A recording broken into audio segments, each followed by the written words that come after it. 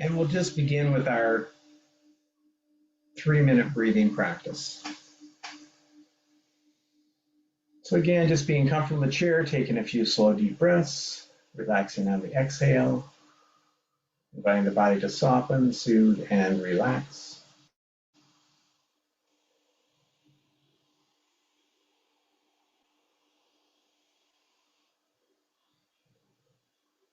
Noticing some contact points of the feet, sensations of the feet contacting the floor. Noticing the sits bones, sensations of the back, sensations of the shoulders, the neck, the face.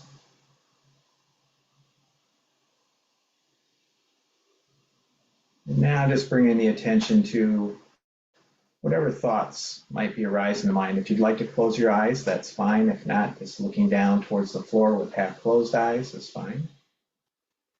Just checking in what thoughts are moving through the mind right now, whatever they might be. No need to change anything, just noticing.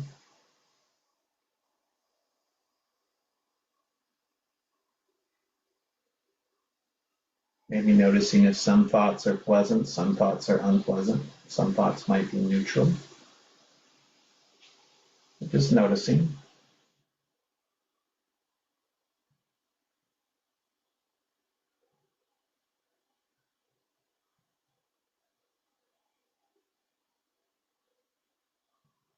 Now just noticing feelings, emotions, but feelings in the body. Again, maybe pleasant, unpleasant, neutral.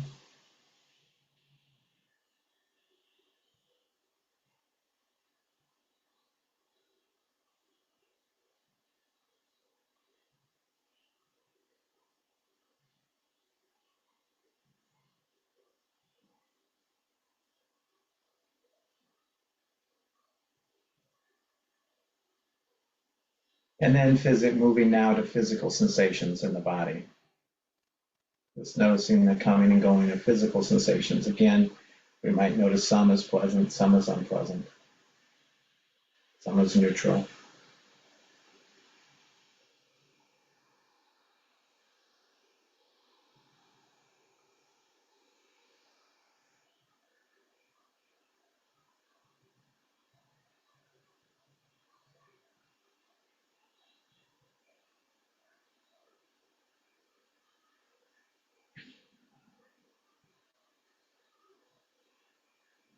And then bringing the attention now to the sensations of breath in the body, the feeling of the abdomen primarily as the abdomen rises and falls, and just being with that sensation.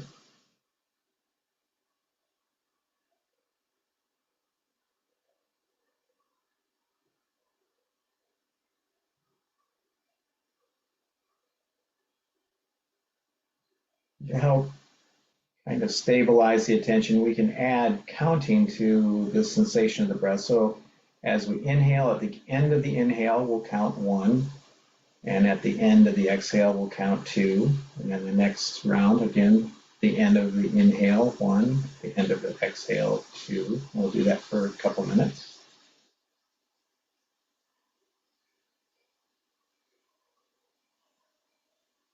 Again, staying with the sensation of the full in breath and out breath, and this doing the 1-2 counting at the end of each breath cycle.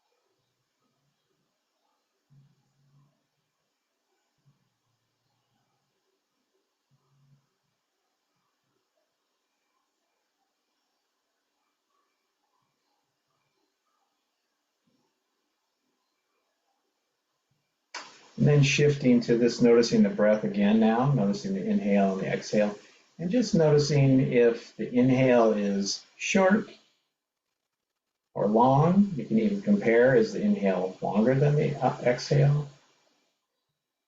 So just noticing the inhale, exhale, and just noticing from one breath to the next. Does the inhale of one breath change a bit with the next breath? Does the inhale maybe a little longer in one cycle, a little shorter in another cycle? So we're just attuning very closely to the duration of each in and out breath.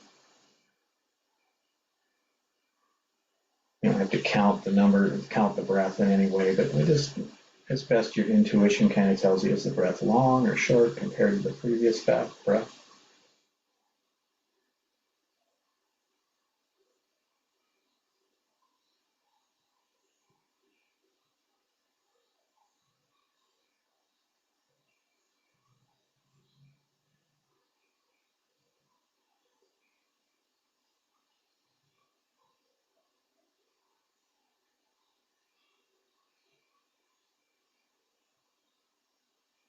And then you can drop the comparing and just noticing if the breath is long or short in each cycle.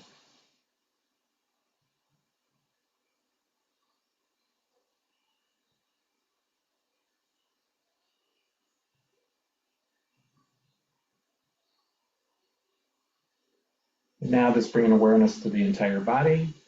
Again, feeling sensations in the entire body.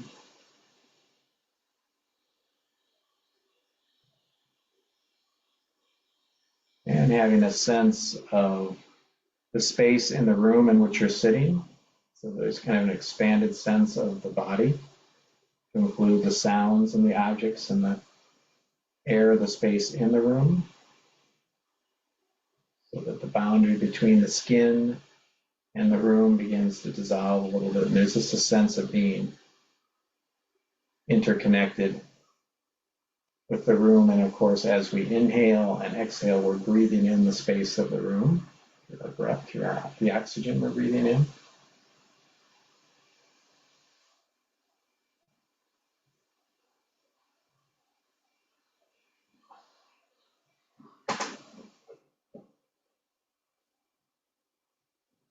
And then just bringing the breath now into the belly, feeling the feet solidly on the floor.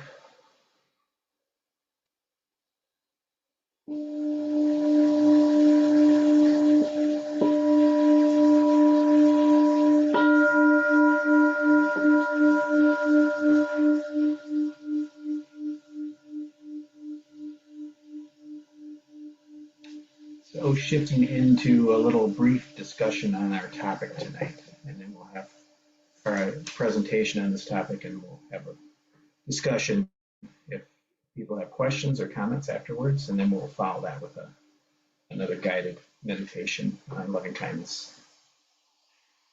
So tonight we'll be discussing and trying to understand craving and attachment and how that can lead to suffering. And I thought I would start with a little bit from our book called The Cause of Craving. And the author writes, "The message from the great religions is clear. We are constantly seeking pleasure in our lives and avoiding suffering, pain." He says, "Why do we cling so deeply and desperately to our toys and our trinkets if they ultimately cause so much pain? The great religion suggests that the answer lies in our false sense of identity. They claim that we are separated from the sacred and thereby unaware of our true nature. This separation is described in various ways by the traditions. In Judaism and Christianity, it is called the fall. You may be familiar with that. In Hinduism and Buddhism, it is specifically the fall into the semi-conscious state of Maya or illusion, while in Taoism, it is the apparent deviation from the balance of life, the Tao. But whatever it is called, its underlying message is the same. In falling into illusion, we've forgotten our boundless spiritual nature. Consequently, we underestimate ourselves terribly, believing we are merely little egos isolated in our fragile bodies, and that we are fundamentally fearful and we have deficits. How could we feel otherwise when we have constricted ourselves so terribly and torn ourselves away from our source, believing we are fundamentally deficient, defective? We crave whatever seems to hide, compensate for, or distract us from our deficiencies. So it goes on to say strategies for how do we handle these attachments. And there's two strategies that you'd probably be familiar with. At least the first one, most of us are familiar with. The first strategy to deal with our attachments is to just try to satisfy them. With this approach, to satisfying our approach, we are satisfying our attachments to eat, to own, to consume, and to consume as much as possible. Whatever we crave, we try to get. With this strategy, we attempt to fill our senses of internal deficiencies with external stimulations, with pleasant sensations, more possessions, and greater power. We struggle to reduce the painful gap between what we crave and what we have by having more. Using this approach, we try to arrange the world to fit our attachments, and our lives are spent in searching and paying for the variations of sound, sight, touch, and taste that bring pleasure. This strategy has severe problems, however. It's hard, never-ending work to get the world shaped up the way we want it. Even if we succeed, the inevitable happens. The world changes. Even worse, once we get what we thought we wanted, we find it isn't enough. We want more. In order to get the same high, the drug addict needs a larger dose. The miser needs more wealth. The consumer, another shopping binge. In religious language, greed grows. In psychological terms, we habituate. But whatever the language, the results are the same. Attachments swell while satisfaction shrinks. A fact David Myers describes as ever-rising desire means never-ending dissatisfaction. We keep hearing from advertisers, you can have it all. What they don't tell us is that having it all is never enough.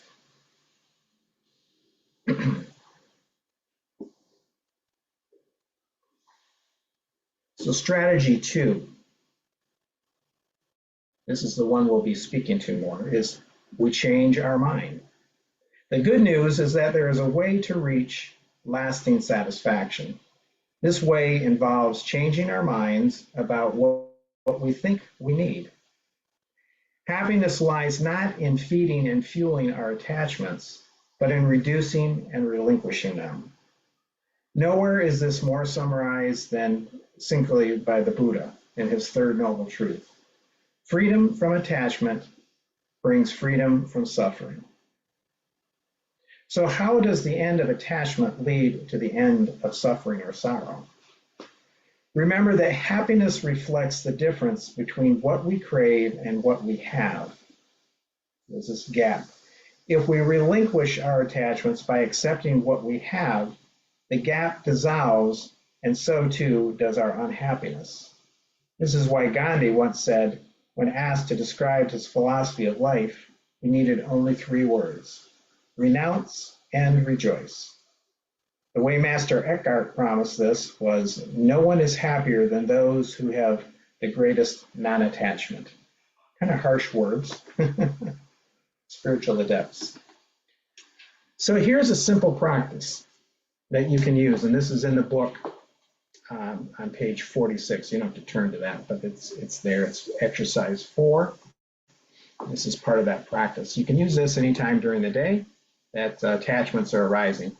So the first crucial step, once you recognize you are being run by an attachment, is to stop whatever you are doing. So pause. Take a moment to relax and to breathe deeply. Then take several minutes to see what you are telling yourself about your attachment. If you find yourself thinking, for example, I must have that, or I'll die if anyone finds out about this, then recognize that these are just thoughts, and certainly nothing you have to believe in as true. Once thoughts are recognized as what they really are, just thoughts, another step is possible. Then you can begin to substitute saner, more realistic, and accepting thoughts such as, okay, I've made a mistake, but everyone does that. Or, well, maybe it doesn't matter if people don't think I'm as smart as I want them to. In this way, we can begin to recognize that the thoughts and beliefs that perpetuate our attachments are illusions and often ridiculous. We need not believe them and certainly don't have to obey them, and can be replaced by healthier thoughts. Because they're so subtle and quick, thoughts are masters of seduction, seducing us into believing that what they say is invariably true. So I'll pause there. A lot to digest, but I had a question, and you can maybe just meditate on this for a moment if anybody would like to share and unmute, but let's take just a minute to reflect on this question silently together. So just reflect on what stories do you tell yourself about the objects of attachment that maintain their addictive cycle of consuming over and over again? So what stories do you tell yourself about objects of attachment that maintain their addiction? You can think of a few if you'd like, but you can also just take one and really examine it.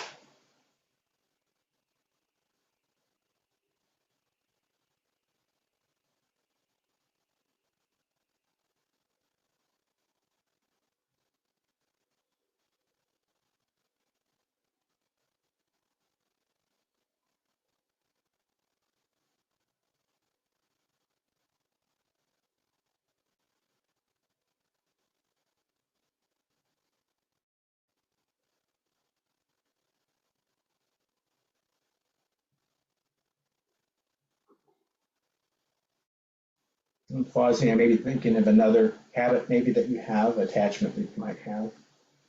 Looking at that and what is the underlying story that we tell ourselves that this will somehow bring us lasting or some level of joy. Maybe it is temporary, but you still go after it.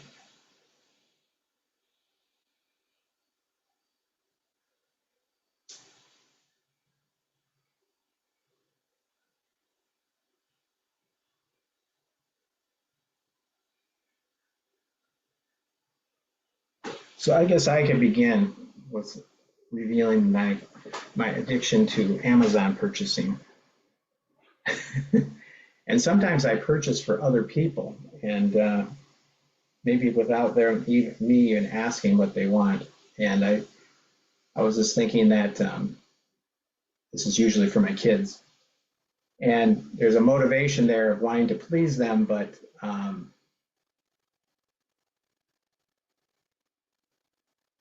in reality, I think I'm wanting them to like me. So I'm, gifting them to be liked. Is maybe the deeper piece that I don't usually identify. And of course, many times what I get, they don't even want. So I'm slowly learning. But there's that addiction of wanting to please others, but in reality, the deeper thing is about getting accolades from someone else, and it's an attachment to having self-aggrandizement, I guess, but an interesting one. I do the same thing with sweets. Well, similarly, I eat too many sweets, and I tell myself I'll enjoy the sweets, but then I have pain and suffering afterwards when I get a headache from it. So I've slowed down on that, but that's another one I have tried to figure out. But other attachments that people may have in the stories you tell yourself that, oh, this is going to give me pleasure, and maybe in the long run it actually becomes problematic. And unmute if you need to. Well, it isn't right at the level of yours, but I think that there are some habits that I form when I'm feeling stress, and then I get into a habitual habit of indulging in these things. Um, and it becomes almost like a pattern of reward for whatever I'm doing that causes me stress. And so instead of maybe saying, okay, in the moment that I'm feeling the stress, rather than going, okay, great, I'm going to have a drink or whatever, or I'm going to have an ice cream cone, and that will be my reward for dealing with this stress, instead of actually saying in that moment, how do I cope with this stress? How do I process? Uh-huh. How do I work through it? And so I actually become addicted to the reward of, well, I'm going through this and I'm dealing, I'm putting myself in this situation, but I'm going to reward myself later for having undergone this stress, instead of just saying, maybe I don't have to experience it as stress. Maybe Mhm. short circuit it and therefore not have to then reward myself with that habitual. I don't know if that makes Right. sense, but what you were saying made me think, oh, maybe I'm telling myself a story that I deserve this reward, when in fact, and in the end, it never really does make me feel better. So maybe it's better if I don't tell myself that story and instead I deal with my Right. feelings stuff. Anyway. Yeah. Hey, I'm going to ask people if you can put your video on. If this is helpful for me to see people's faces as opposed to um, just names, and then we can all see one another, which is kind of nice. And that's totally up to you. You can just have your name up if that's what you're comfortable with. That's fine as well. So good. If people can, it looks like you can unmute and put your videos on. Great. Yeah, this thing about attachment, it's and craving. Some talk use the fancy term, the hedonic treadmill. We're always in that mode of kind of soothing ourselves and the next pleasure. And I think I do that especially. I'm learning to do it less with TV, but I turn to books. I actually read wisdom books more now than I used to, especially the last few months. And I mean, it's easy to just want to have distraction through social media or through a TV program or whatever it might be, and just wanting to kind of tune out and not have to engage my mind or at a deeper level. So there's this kind of numbing out, passing the time. And of course, part of the teachings in Buddhism is to remember the preciousness of life. So they really teach you, don't tune out and just soothe yourself and wasting time, because you don't have that much time in this life. It passes quite quickly. So take advantage of the opportunity to deepen into your true self, and that's what this craving ultimately will look at, is what are the deeper cravings. Later chapter will get into what is the deeper desire, and they would say those deeper desire are those things that are lasting values in our lives, which are more internal joy, equanimity, relationships, healthy relationships, things like that, as opposed to cars and stocks and uh, nice shoes. Even though nice shoes are okay.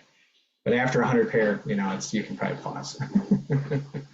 Questions or comments?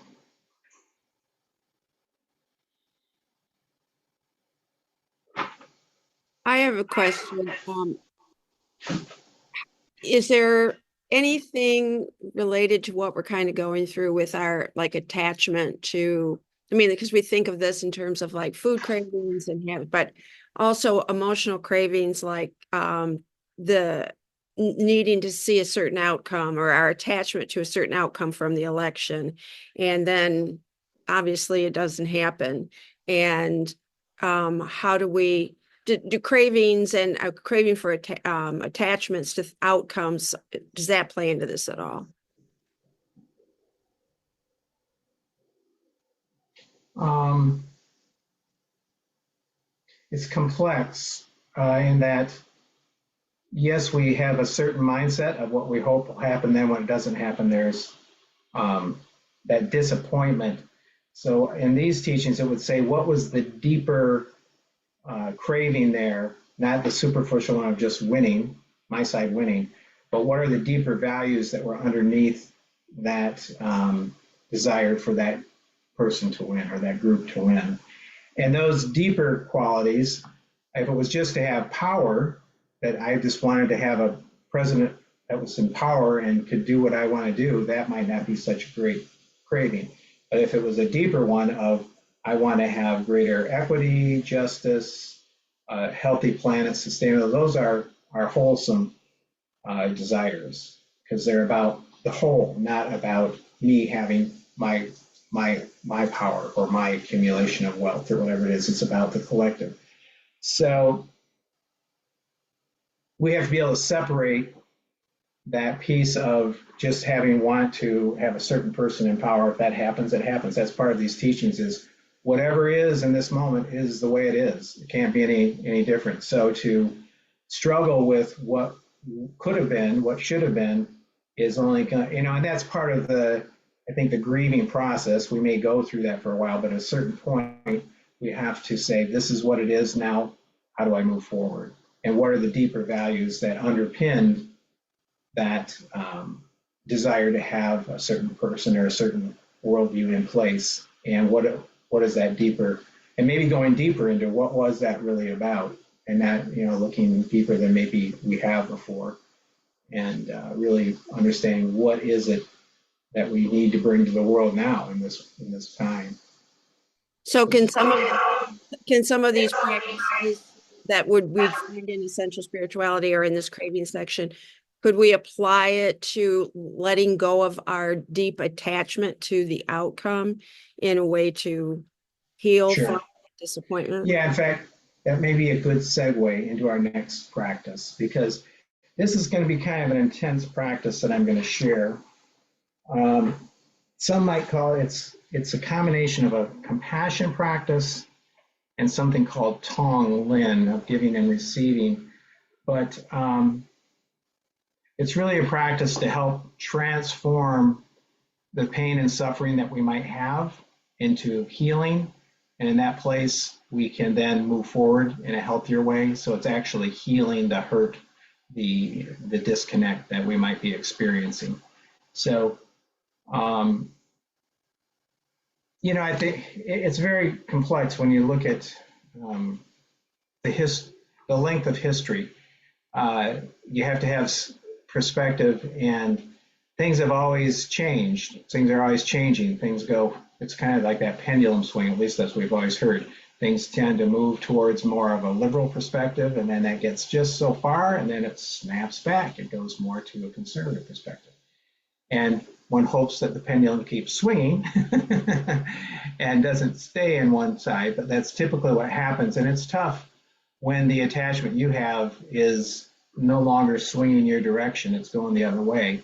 And that's when we have to, I think, often, any times in crisis in our lives, we have to dig down and find out what's really important to us. And I would say at this time in my life, I'm saying what's important is family, friends, community that supports me, and doing service locally where I can have an impact, where I can make a difference. Because on a larger, or maybe at a state level would be the maximum, but the federal level is kind of tough.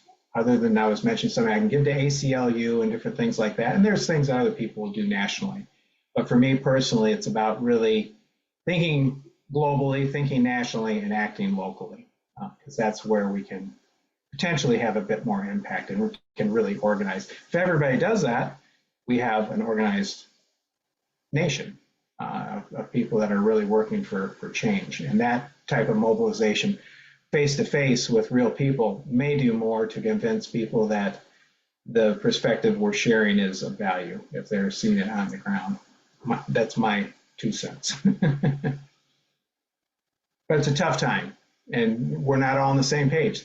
So we'll do this practice tonight, and this will be dealing with the pain and suffering of yourself and maybe others who may be suffering, a group that you're related to, a family or community, and then we'll also experience the pain and suffering of those that maybe we might call enemies, people who are not in our camp, and how do we extend compassion to these individuals as well, which may be a little more challenging, but we'll see how you like the practice. This is a practice that one of my teachers, Lama Alan Wallace, has presented in some of the studies that I've done. So if you want to settle back, this will probably close out the evening. It'll be probably close to 20 minutes. And just settling in for this meditation practice. Feeling the feet on the floor. Just taking a few slow, deep breaths. Breathing in the belly. And just inviting the breathing to settle and to slow down at its own pace.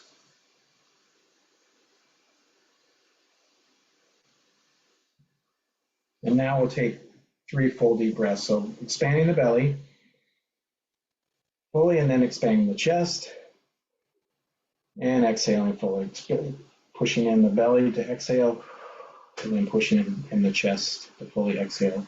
Do this 3 times.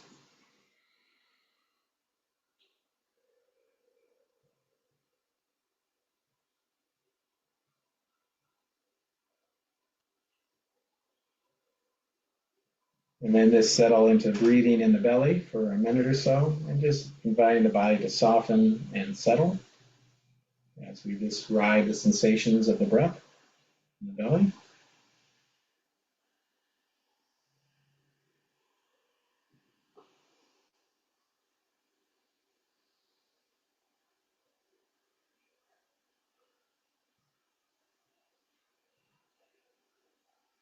So as we're resting in the breath, we're being very attentive to whatever is arising in awareness.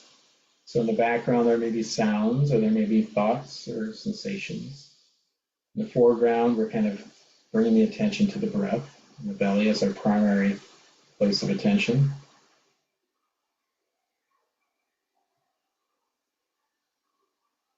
And now just relaxing completely into the breath.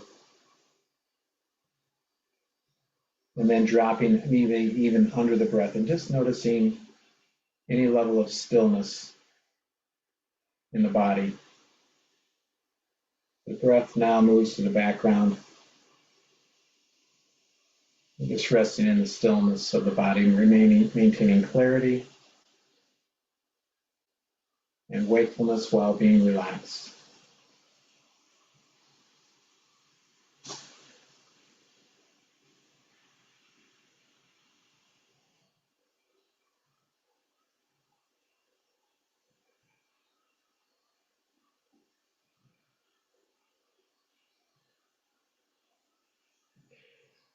So now just opening the heart and the mind, and bring to mind now those beings who, from your perspective, you see to be really suffering right now.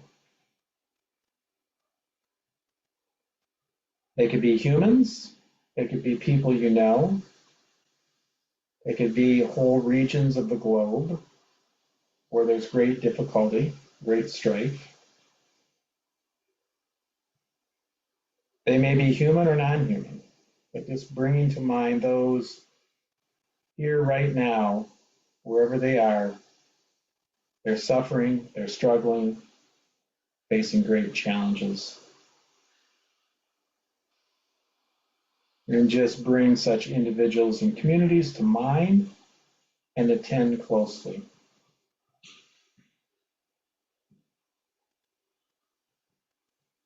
And attend closely to the reality that every individual you bring to mind wishes for happiness just as you do. Attend closely to the reality that every individual you bring to mind wishes for happiness just as you do. At heart, we're all the same family.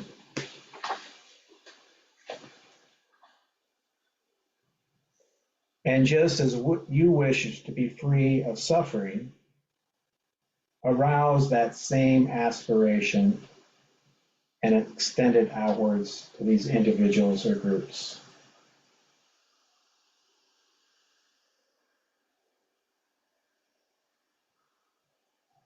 And now with the next in-breath, we arouse this aspiration. So breathing in, may you, like myself, be free of suffering and the causes of suffering. And then with the next exhalation, arouse this aspiration.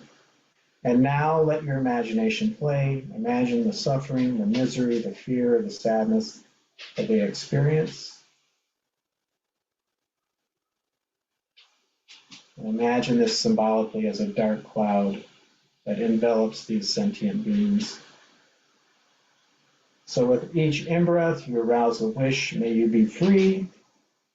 Imagine drawing this darkness away from this group, inhaling it and dissolving it into your heart.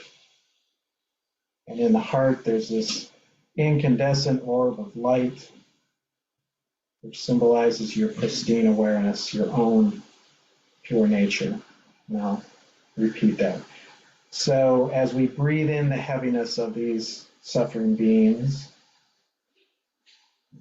imagine them symbolically as a dark cloud that envelops these sentient beings. And with each in-breath, breathe this in and you arouse, may you be free, imagining drawing this darkness away from them and dissolving it into your heart, where there is an incandescent, radiant orb of light that symbolizes your pure, pristine awareness. So with each in-breath, we're drawing this darkness in and extinguish it without a trace in this orb of light in your heart. Breath by breath, imagine alleviating the suffering of those you're attending to. So this inner pristine awareness, this inner light dissolving the darkness, transforming it into light.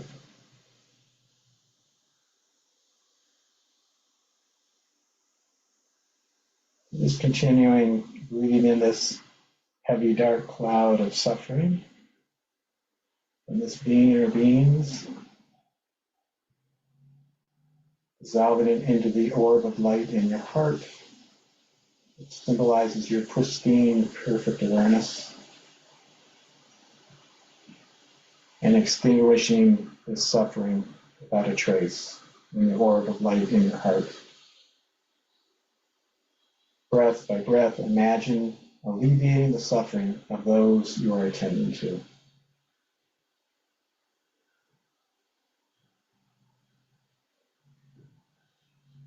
And imagine them actually feeling and finding relief. Imagine their suffering and the causes of their suffering evaporating away.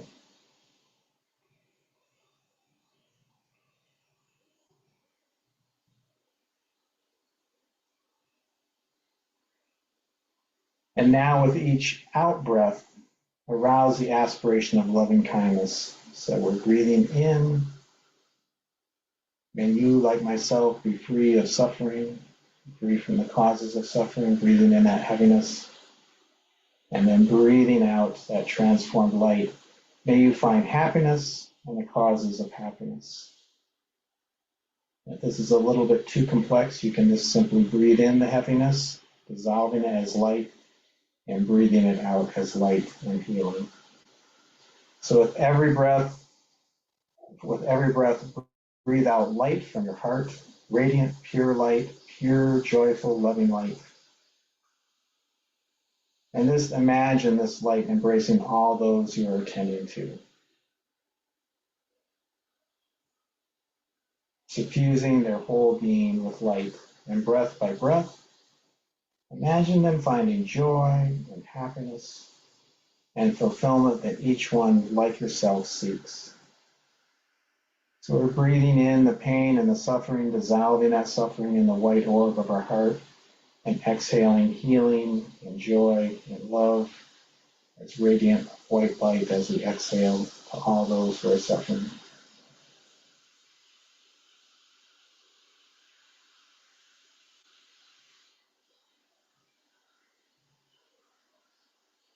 Now just let the appearance of these individuals or their communities fade back into the space of your mind.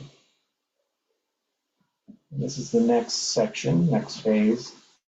Now call to mind individuals or communities that are bringing misery to you or the world out of their own delusion, their hatred, their greed, their closed-mindedness, short-sightedness, aspiring for happiness and bringing so much misery.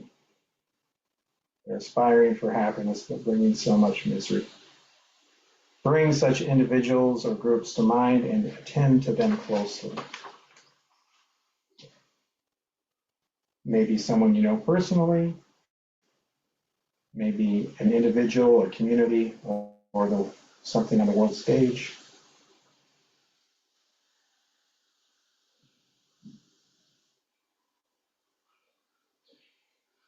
As you bring these beings, this person, this being or beings into mind or awareness, we can understand that each one, like ourselves, wishes to be free of suffering, to find happiness. But out of delusion, they destroy the causes of happiness and sow the seeds of misery. So, in the same way as before, with each in-breath, arouse the aspiration, may you be free of the causes of suffering, that which impel you to engage in such behavior that brings so much sadness, so much pain. So, in the same way as before, with each in-breath, arouse the aspiration, may you be free from the causes of suffering that impel you to engage in destructive behavior.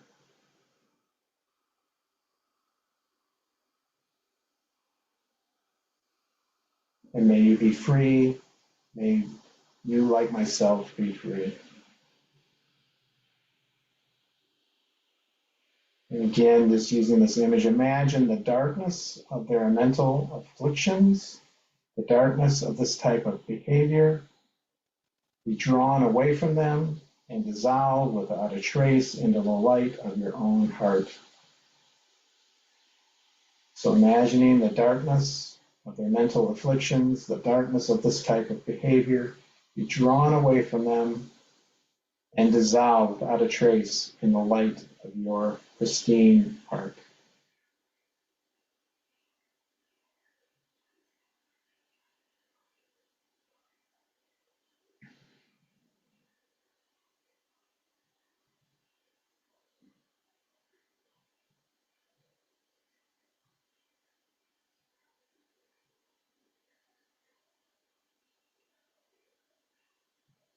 And breath by breath, just imagine the anger and hatred subsiding, the greed, the avarice fading away, and ignorance and delusion giving way to understanding and wisdom.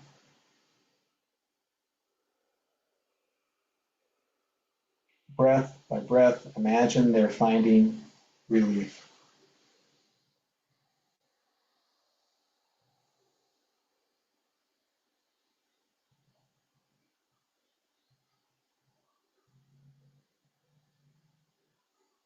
So again, just remember that each one of these beings, just like us, wish to be free of suffering, to find happiness. But out of the delusion, their delusion, they destroy the causes of happiness and sow the seeds of misery.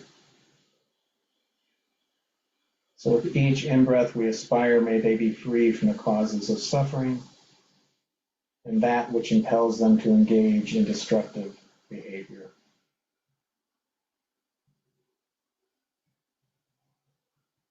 May you be free, may you, just like me, be free.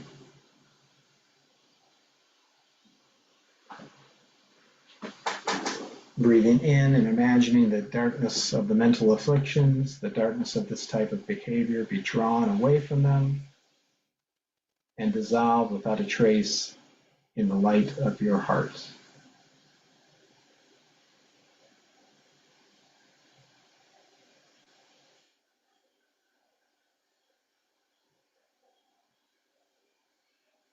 Breath by breath, imagine the anger and hatred subsiding, the greed, the avarice fading away, the ignorance and delusion giving way to understanding and wisdom. Breath by breath, imagine they're finding relief.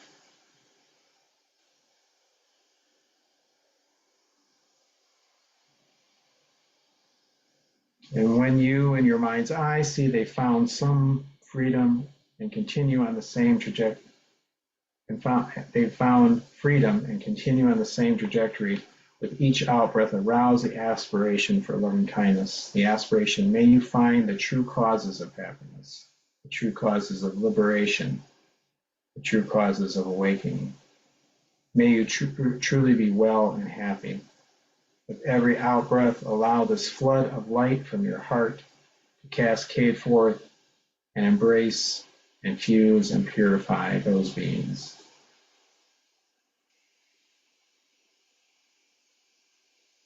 Imagine each one finding the deepest, innermost joy they seek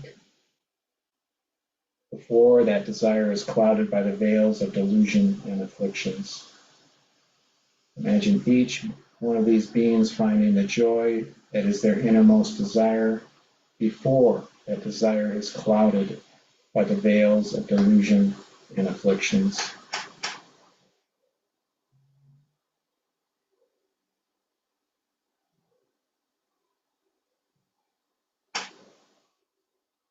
Finally, just imagine all the world free, free of suffering and the causes of suffering.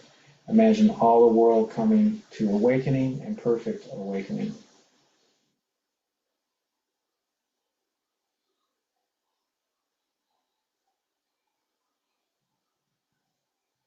And finally, now just release all appearances, all aspirations, all objects of the mind.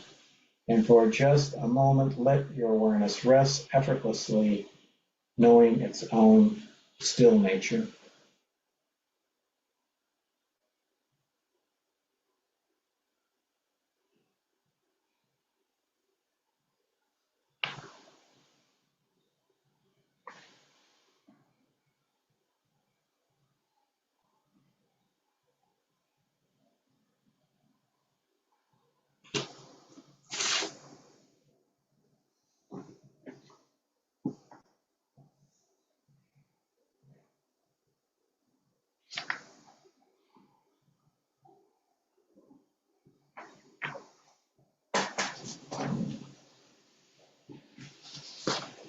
And just take a few deep breaths. Open the toes, the fingers. And I'll close with a reading by Donna Falls. This is what I have to say to you. You know all that you need to know. You already are all that you need to be. It remains only for you to recognize and acknowledge who you are, what you are, and the powerful presence that is awake within you. You think of yourself as fragile, but you are, in fact, strong. You sometimes feel alone, but you are, in truth, connected through spirit to all beings.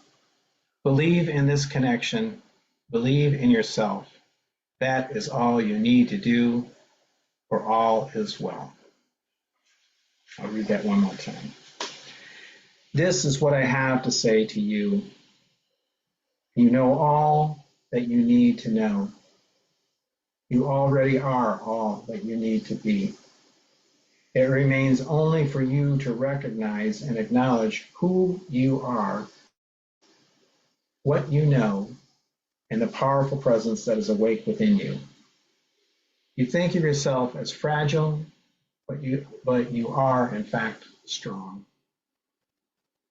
You sometimes feel alone, but you are, in truth, connected through spirit to all beings. Believe in this connection. Believe in yourself. That is all you need to do, for all is well. Thank you very much. Any closing comments or questions at all, or no need, but if hopefully that practice, I can see if I think I can send that practice out in our follow-up link for this YouTube, for this talk tonight will be on YouTube, but we'll send that material, this guided meditation as well, because it's something that takes a bit of practice, but it's pretty powerful. Eric, I'm going to just share a couple slides here. Okay.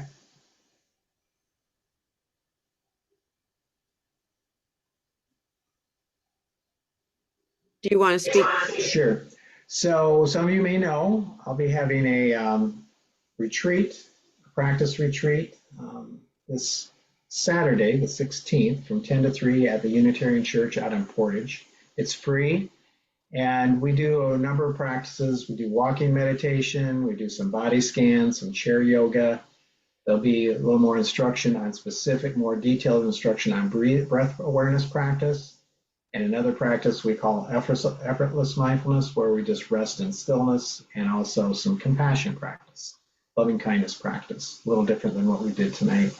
And part of lunch, it's everybody can bring a bag lunch.